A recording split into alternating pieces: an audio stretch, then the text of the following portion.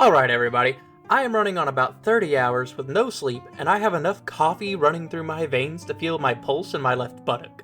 So today we're going to be playing Lorerim 3.0, and we have a goal.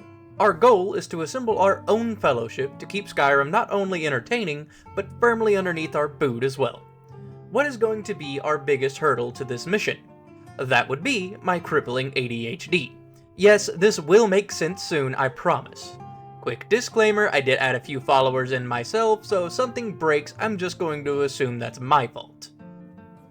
Our wonderful leader is going to be Drathic, a Nord warrior who does odd jobs to support his crippling addiction to alcohol.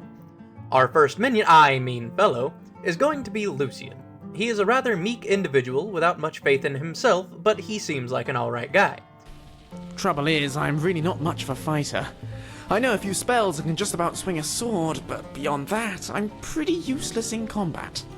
Skyrim's no place for a milk drinker like me. Not on my own, anyway. So, I'm looking for someone to travel with. He even paid me to recruit him. He claims to be a milk drinker, but we'll see how true that is before too much longer. Since I am too poor at the moment to afford a carriage, we are going to walk. Next on our list is someone just outside of Falkreath, Ari, the soon-to-be waifu of my channel. See, I like her style. I broke into her home, started harassing her, and the first thing she does is offer to shoot people for me. Is that so? I don't suppose you're in need of a traveling companion, are you? I could use someone to show me around this cold, unfamiliar place. I'm a very good archer too, so I could watch your back in return. What do you say?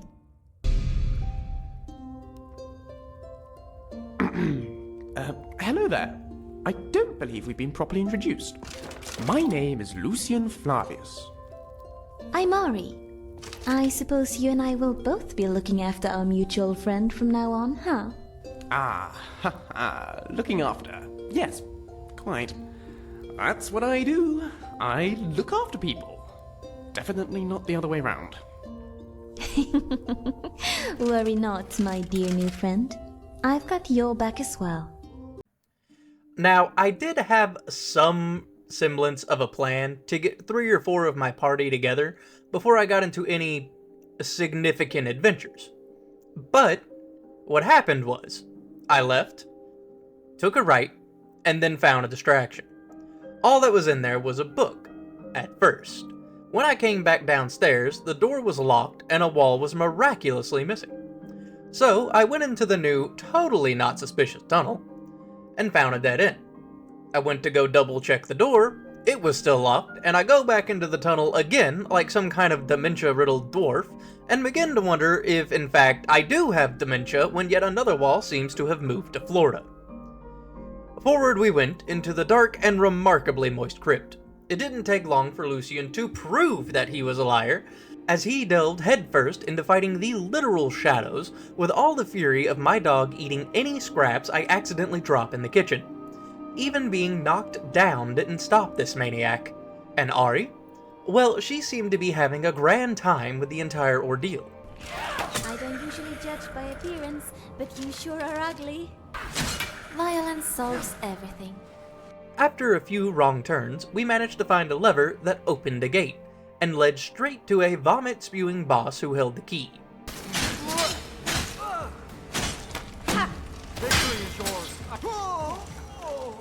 Now, I thought, this was the end, and I could be on my way to gather my compatriots, and proceed with my plan to create a roving band of cheese and cabbage thieves. But no, I would not be so fortunate, as I managed to somehow get us sent to another fucking dimension. Ari and Lucian? Why do you keep staring at me when you think I'm not looking, Lucian? Staring? Me? I don't know what you're talking about. Have you never seen a Bosma woman up close before? Actually, no. I've not spent much time with your people. I suppose it's a new experience for me. So, you admit you were staring at me then? No, I... Don't panic. I'm pulling your leg. Ori, would you mind telling me a little about your people? Bosmer traditions aren't particularly well documented back in the Imperial City.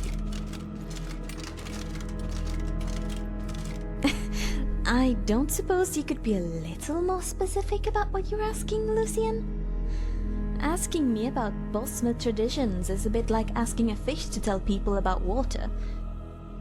What are you curious about? Our food? Our courting habits? Religion? I suppose I see your point. Food sounds a good place to start to me. I imagine you wood elves cook a mean, foresty feast. Go on, what's your favourite dish? My favorite dish. I'd go for a hearty deer stew that's been simmering overnight, without a doubt. So tender. It keeps you warm all day too. What about you? Oh, I'd go for a roast any day. Lamb, probably. While we're on the subject, those rumours about the Bosmer being cannibals, they are just rumours, aren't they? No, that one's true. It's a religious thing. Right. What a charming tradition. I suppose candles and singing are a touch prosaic for the Bosmer. What was that? Nothing. Please don't eat me. Yeah, they don't seem to care all that much. Maybe they haven't noticed the creepy shadow people hanging around outside. Everywhere. At least until they want to kill us.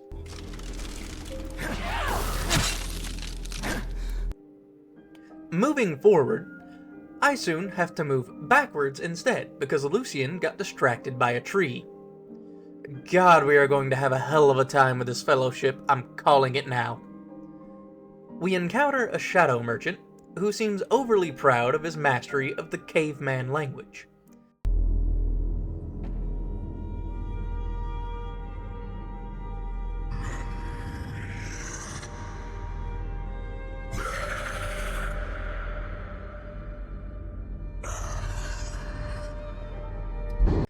And get into the next part of this accidental adventure. The trials.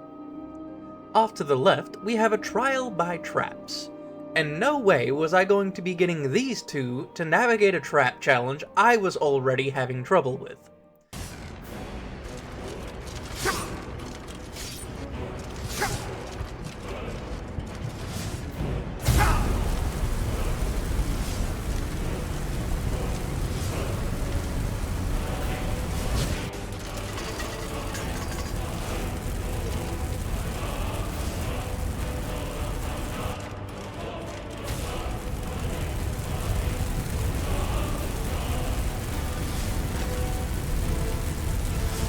After dying enough times to perfect this trial, I got through it just to find a cheeky tease at the end.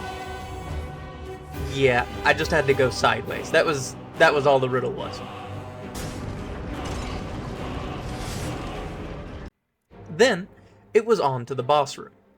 For anyone who happens to go in here, I recommend taking a really big stick.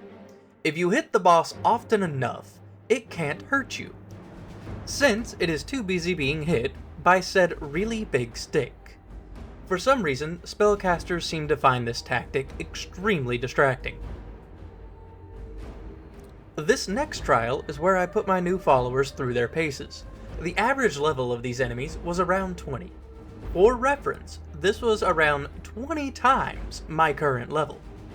Mama didn't raise no quitter though, she raised a leader, and lead I did as I instructed my companions to clear the way for me. The boss of this trial, well, honestly, it just looked like a bean with legs. And it had breath so bad, it spawned in literal life forms that ran at us for the sweet release of death, just to escape the odor they were born with.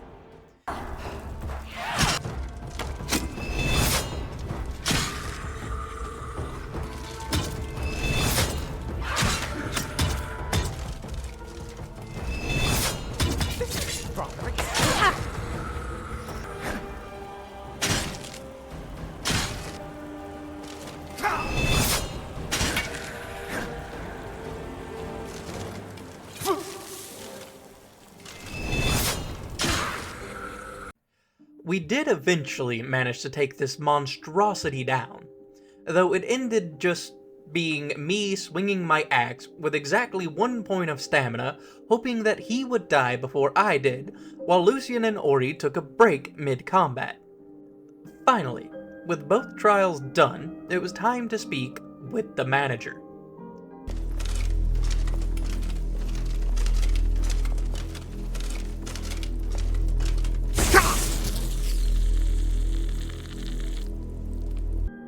Okay, how many times are they gonna pull this crap? Just let me go home! I spawned in an underground cavern, my followers nowhere to be found, and a note telling me that the floor was lava.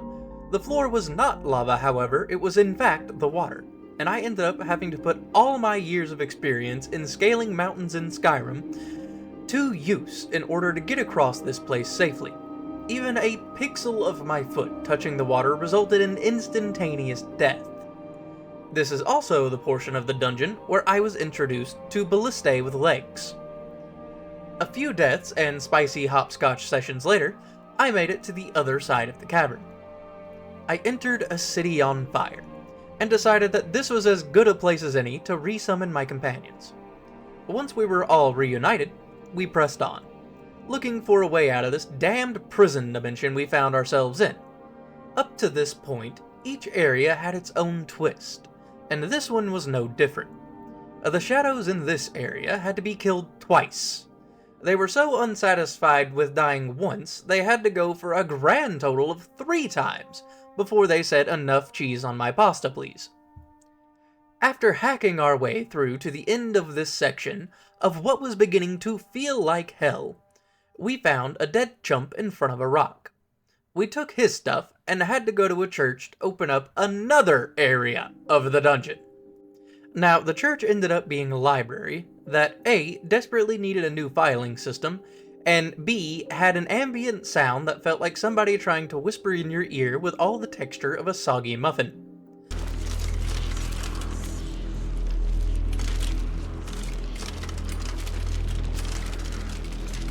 After solving a few questions that made me think more than I really wanted to, I got to the end of this section and touched a glowing rock.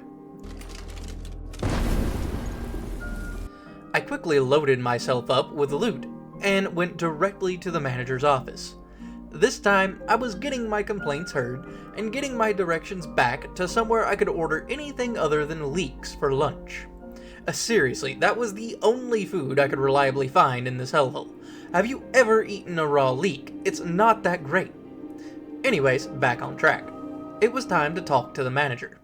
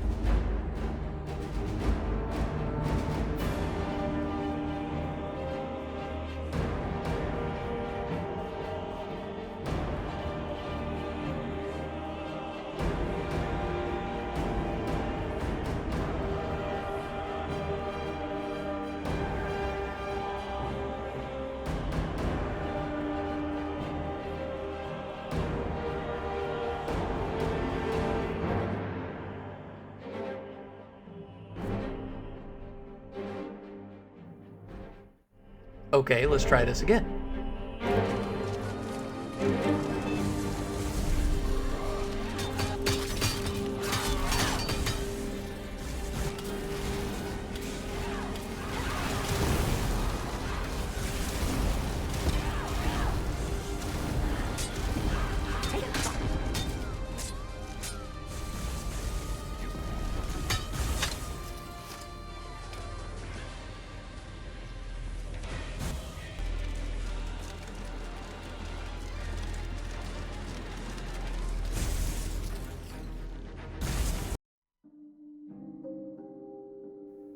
Thank God, it's over. Ari, we're crashing at your place. Well, I didn't get near as many of my people together as I would have liked to, but I certainly had a memorable adventure. I will be doing this again, so subscribe if you liked it to see the next adventure of the Skyrim Fellowship.